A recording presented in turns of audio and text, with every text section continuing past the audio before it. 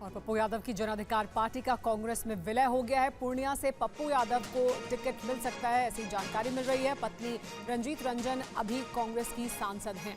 कल पप्पू और तेजस्वी यादव में मुलाकात हुई थी, जिसके बाद अब आज ये जानकारी सामने आई है कि पार्टी का विलय हो गया है कांग्रेस पार्टी। लोकसभा चुनाव से पहले बिहार में सियासी समीकरण काफी तेजी से बदल रहे हैं। अब जन अधिकार पार्टी के अध्यक्ष पप्पू यादव ने अपनी पार्टी का विलय कांग्रेस में कर दिया है, जिसके बाद ये माना जा रहा है कि पप्पू यादव कांग्रेस की तरफ से पूर्णिया लोकसभा सीट से चुनाव लड़ सकते हैं।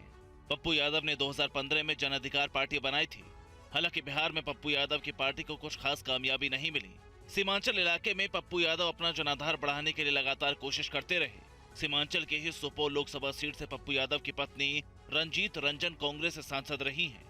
माना जा रहा है कि पप्पू यादव के कांग्रेस में आने के बाद मधेपुरा, सहरसा, सुपौल, कटरिया, कटिहार, पूर्णिया, किशनगंज और अररिया जैसी लोकसभा सीटों पर कांग्रेस को फायदा हो सकता है। ये सीटें कभी कांग्रेस का गढ़ हुआ करती थी, जहां कांग्रेस को अपने खोए हुए जनाधार की लंबे समय से तलाश है। ऐसे में पप्पू यादव इस बार के चुनाव में कांग्रेस को कितना फायदा दिलाते हैं, ये देखने वाली बात होगी। कांग्रेस में विलय के बाद जन अधिकार पार्टी के अध्यक्ष पप्पू यादव ने क्या कहा? उनकी तरफ से कहा गया है कि विचारधारा की लड़ाई है, वो कांग्रेस की विचारधारा के साथ है।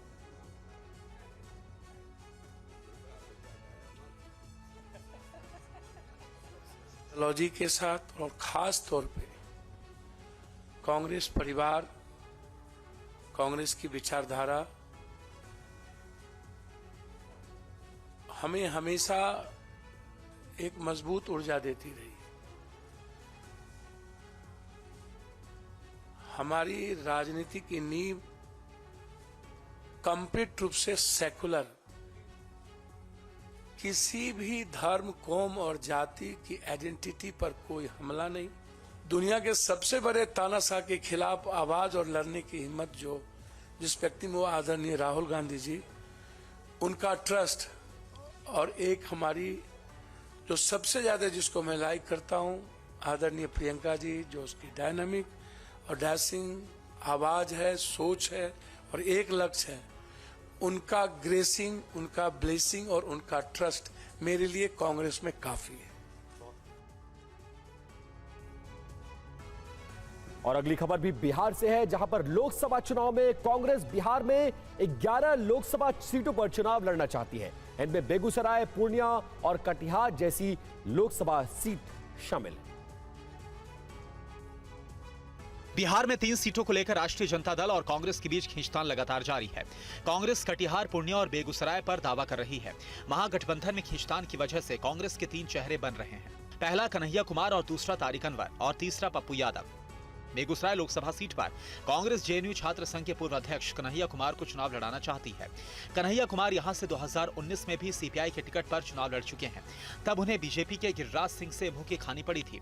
उधर कटिहार लोकसभा सीट पर राष्ट्रीय जनता दल और कांग्रेस में खींचतान लगातार बनी हुई है। कांग्रेस यहां से पूर्व केंद्रीय मंत्री और आईसीसी के सदस्य तारिक अनवर को चुनाव लड़ाना चाहती है।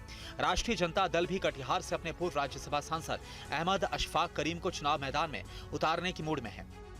साथ ही पूर्णिया सीट को लेकर कांग्रेस और आरजेडी में बात नहीं बन रही है। कांग्रेस यहां से पप्पू यादव को मैदान में उतारना चाह रही है। सोर्सेज से खबर यह भी है कि आरजेडी कांग्रेस को जहां 7 सीटें देने के लिए तैयार है, वहीं कांग्रेस 11 सीटों की मांग कर रही है। बात उपेंद्र कुशवाहा करते हैं। टीवी9 भारतवर्ष से बातचीत में राष्ट्रीय लोक मंच के अध्यक्ष उपेंद्र कुशवाहा ने कहा कि हर दल ज्यादा शेयर चाहता है, लेकिन अब सब ठीक है। बिहार में एनडीए 40 सीटें जीतेगी।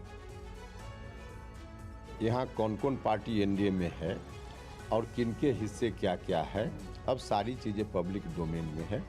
इसके आधार पे चुनाव में जाना है।